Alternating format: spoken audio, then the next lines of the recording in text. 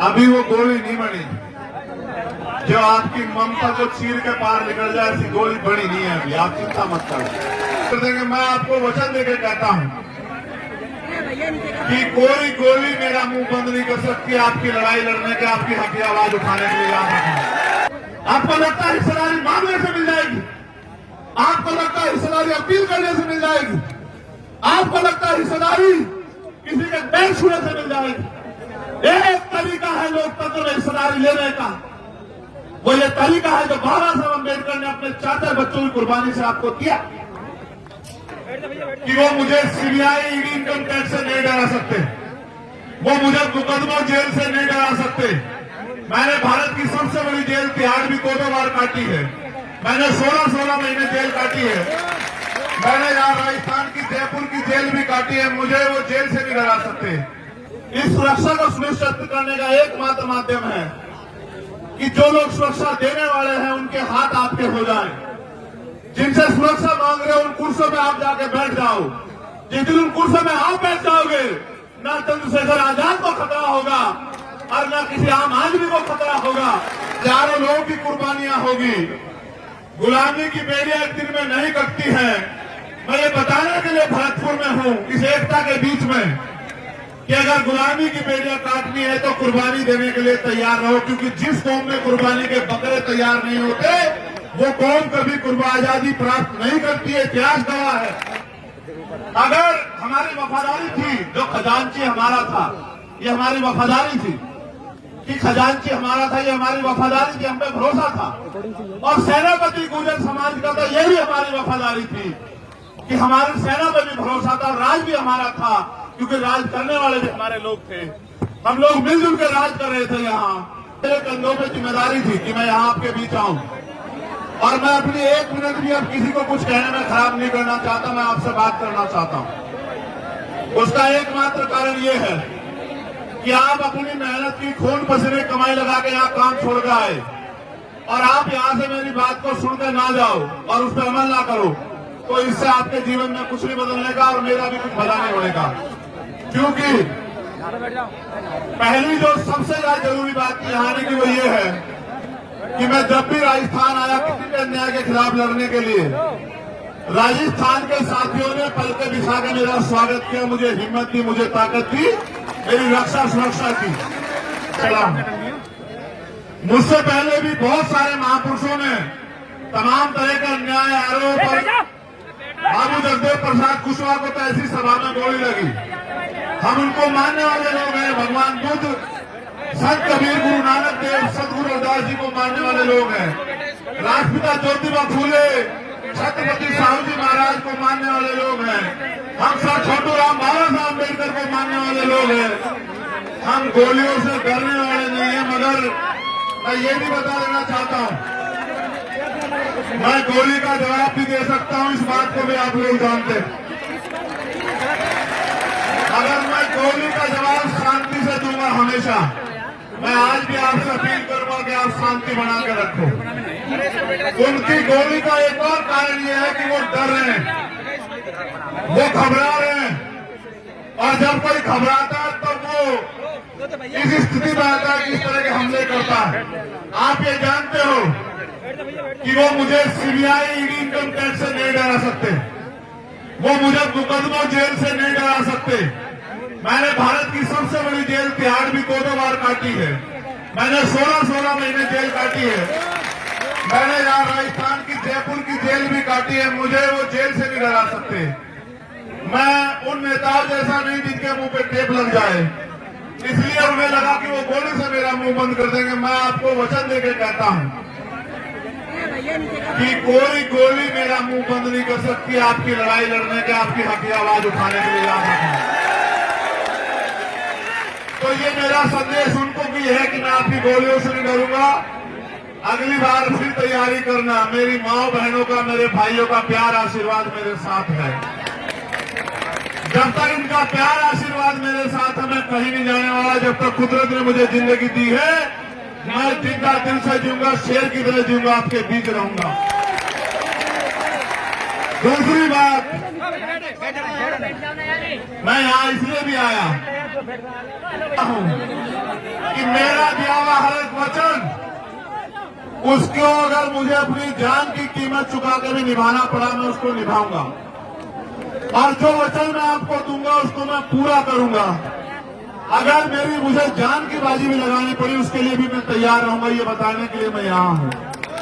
और चौथी और आखिरी बात जो सबसे महत्वपूर्ण है, हमारे नेताओं को भी सुननी चाहिए, कि जब आप संघर्ष के पथ पे हो, कर्तव्य के पथ पे हो, अगर कोई बहुत ही ज्यादा मुसीबत आ जाए तो आप लक्ष्य से भटक जाओ, आप समय से ना पहुंचो, वरना आप समय से पहुंचो और मिशन के रास्ते में कोई कठिनाई आ जाए, जब तक आपके महापुरुषों का सपना पूरा ना हो तब तक रुको ना, अडिग रहो। जैसे मैं आज अडिग खड़ा हूं, ऐसे आप भी अडिग रहो, क्योंकि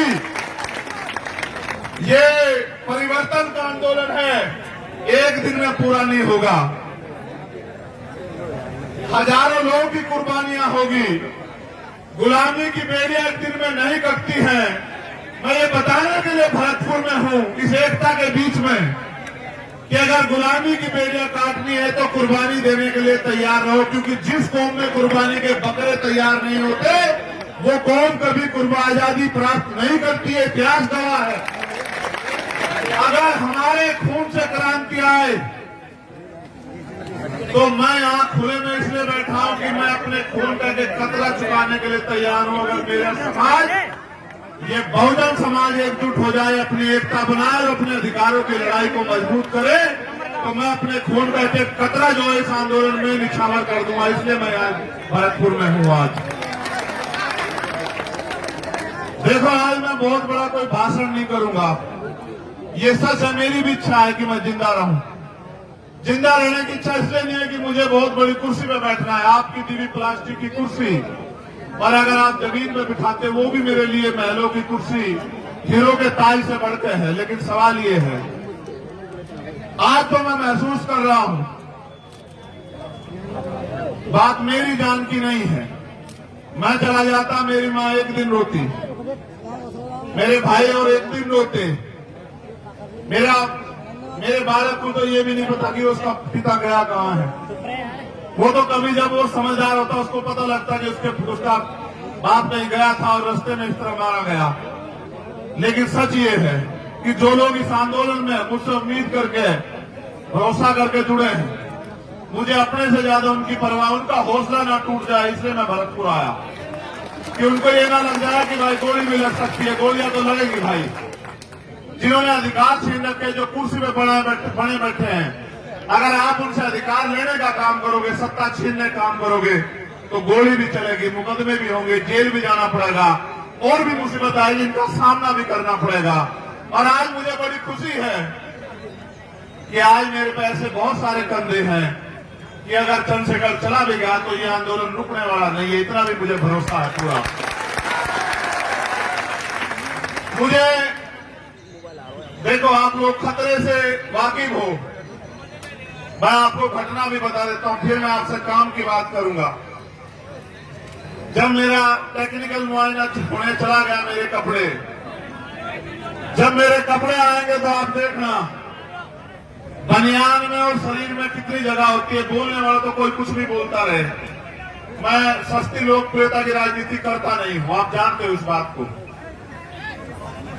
जब मेरे कपड़े आएंगे आप देखना, या पुलिस का बयान आएगा आप सुन लेना, वहां की पुलिस भी हमारी नहीं, वहां की सरकार भी हमारी नहीं। मैं अपने साथियों को भी बता दूं कि जितनी जगह बनियान में और शरीर में होती है, उसमें वो 3 छेद है, 3 गोली गई है वहां को, मगर एक लगी, वो भी इसलिए लगी क्योंकि उनकी इच्छा भी मजबूत थी, लेकिन वो बची इसलिए क्योंकि आपका प्यार ज्यादा ताकतवर था। पहली गोली जब शीशे पर लगी, वो शीशा मजबूत था, वो क्योंकि राउंड कम मिले, वो आसानी से आके ऐसा लगा जैसे पत्थर लग गया सिर में।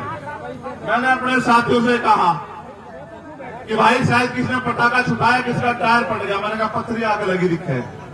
लेकिन जब दूसरी गोली लगी तब मुझे एहसास हुआ, तब मैंने मनीष से कहा भाई, मैंने कहा घिर गए हैं, गोली चल रही है। मैंने कहा गोली चल रही है, गोली लगी है। फिर मैंने अधिकारियों को बताया, ये बात मैंने आपको इसलिए बताई मुझे एक बात का पता, आदमी गोली से नहीं मरता, आदमी मरता डर से। और डर जिस दिन मैं इस काम में आया था, मैं डर को घर छोड़ आया था। अगर डर में रहूंगा तो लोहे के बक्सों में रहूंगा, लोहे के बक्सों में रहूंगा, थारे किसी काम नहीं आ सकता हूं।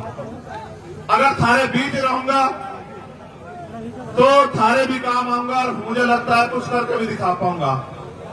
तो मुझे जैसे मेरी जान को खतरा है, पूरे भारत में भीम आर्मी आजाद समाज पार्टी के माध्यम से और हमारे बहुजन पत्रकार भी, ये भी बात कहनी पड़ेगी, हमारे पत्रकार जो बहुजन समाज के हैं भाई, या जो ईमानदार पत्रकार हैं देश में, या जो ईमानदार से लड़ाई लड़ रहे हैं भीम आर्मी आजाद समाज पार्टी के लोग, या किसान सभा के लोग, या हमारे जाट महासभा के लोग, या अन्य कोई बहुजन संगठन जो ईमानदार से लड़ा रहे हैं, उन सबकी जान को खतरा है।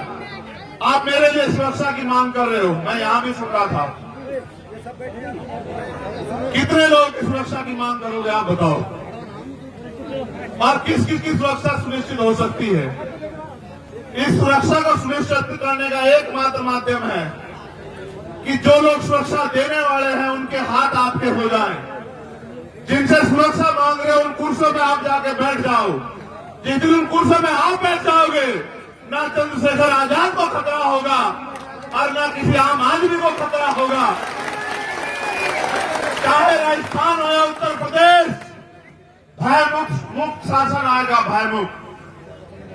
हर आम आदमी, चाहे वो किसान हो, कामगार हो, मजदूर हो, कोई बहन हो, कोई बिटिया हो, कोई बच्ची हो, कोई बुजुर्ग हो, जब ऐसे लोग कुर्सी में बैठेंगे जो सबकी सुरक्षा चाहते होंगे, जिनका लक्ष्य होगा कि हर कमजोर को बुनियादी सुविधाएं, अधिकार, स्वाभिमान सम्मान की जिंदगी मिले, इंसानियत बनी रहे, तब जाके व्यवस्था बदलेगी। वरना आप नहीं कर पाओगे इतने लोगों की सुरक्षा। क्योंकि आज जो सरकार में बैठे हैं उनका एकमात्र लक्ष्य ये है कि जो भी आपके खिलाफ आवाज उठा रहा है उस आवाज को किसी भी तरह कुचल दो। अगर मुकदमों से डर जाए, मुकदमों से डरा दो। अगर पैसे से खरीदा जाए, पैसे से खरीद लो। अगर और कोई डर दिखा के सीबीआई इनकम टैक्स का ताला लगता लगा दो उसके मुंह पे। और अगर इनसे भी ना घबरा रहा हो तो गोलियों से उसके सीने को छलनी कर दो। अभी वो गोली नहीं बनी जो आपकी ममता को चीर के पार निकल जाए, ऐसी गोली बड़ी नहीं है अभी, आप चिंता मत करो। मेरी बात पे गौर करो। अब जो बात मुझे आपसे कहनी है, ये मेरा पसीने में यहां जो हाल है, आपका क्या हाल हो रहा होगा? फिर मैं आपके लिए क्यों कुर्बान ना हो जाऊं, आप बताओ मुझे। जो मेरे लिए एक टांग पर खड़े हैं, जो इस गर्मी में मोटे से मोटा लगा के सर में सर जोड़ के यहां जो अड़े बैठे हैं, घर में वो पंखे के बगैर भी नहीं रहते होंगे, कूलर के बगैर भी नहीं रहते होंगे। अगर वो मेरी बात पे कर खड़े हैं तो उनके लिए मैं क्यों ना कुर्बान हो जाऊं, आप बताओ मुझे। क्या ऐसा कारण होगी मैं कुर्बान ना हो जाऊं? देखो बहुमत का शासन, जिनका वोट होगा उनका राज होगा। पहले राजतंत्र था, अच्छे राजा भी हुए, बुरे भी हुए, तानाशाह भी हुए, सबका अपना अपना हसर भी हुआ। यहाँ का तो इतिहास गवाह है। यहाँ तो किसान कामगारों ने मिलकर जो है राजशाही भी चलाई।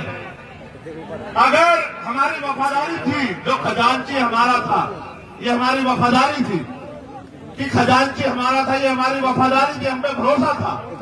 और सेनापति गुर्जर समाज का था, ये भी हमारी वफादारी थी कि हमारी सेना पे भी भरोसा था। राज भी हमारा था क्योंकि राज करने वाले भी हमारे लोग थे। हम लोग मिलजुल के राज कर रहे थे। मैंने ये यहाँ की बात बताई, लेकिन मैं आपको लोकतंत्र की बात बताता हूँ कि जिनका वोट होगा उनका राज होगा। आज आपको चाहे रोजगार चाहिए हो या न्याय चाहिए हो या कोई हक अधिकार चाहिए हो, हर चीज के लिए सरकार पे आप लोग निर्भर हो। लेकिन सरकार बनाने की शक्ति आपके अंदर है। जैसा मैंने कहा, जिनका वोट होगा उनका राज होगा। आप बस इस बात को नहीं समझ पाए। कि वोट आपके पास है, राज दूसरों का है। अगर जिनका वोट है वो अपनी वोट को संगठित करके और एक एक वोट को अपने पक्ष में दे दें तो राज यहां आपका आ जाएगा। और जिनका राज आ जाएगा, आप ये बताओ, अगर राजस्थान में आपका राज होगा तो क्या राजस्थान में मुझे कोई खतरा हो सकता है क्या? बात मेरे खतरे की नहीं है, मैं आपका ध्यान आकर्षित करूंगा। बात उस खतरे की है जो अन्याय लंबे समय से राजस्थान में हो रहा है। चाहे मुंह छेदने पर हत्या हो, चाहे पानी पीने पर मटकी छूने पर हत्या हो, चाहे घोड़ी पर बैठने पर अपमान किया जाए, चाहे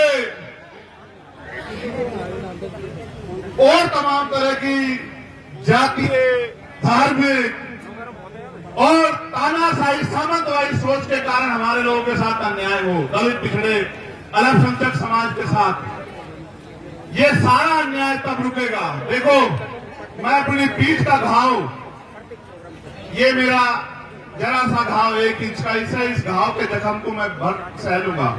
ये मेरी पीठ पे, ये मुझे कम दिखाई देगा, लेकिन जब रोज मैं अन्याय सुनता हूँ, अपनी बहन बेटों के साथ होते अन्याय को देखता हूँ, अखबार में पढ़ता हूँ, टीवी में देखता हूँ, वो जो घाव मेरे सीने पे होता है, मैं उस घाव से परेशान हूं। इस दर्द को तो कुछ नहीं है, इस दर्द को तो मैं सह लूंगा।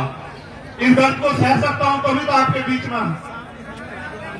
लेकिन जो घाव मेरे सीने पे रोज, चाहे वो राजस्थान से लगे, चाहे वो उत्तर प्रदेश से लगे, मध्य प्रदेश से लगे, उड़ीसा से, बिहार से, दिल्ली से, मध्य प्रदेश से, उत्तराखंड से, हरियाणा से, पंजाब से जो अन्याय हो रहा है देश की सरकारों में, वो जो घाव मेरे सीने पे लगते हैं, मैं ये सोचता हूं कैसे रोकूं इस अन्याय को।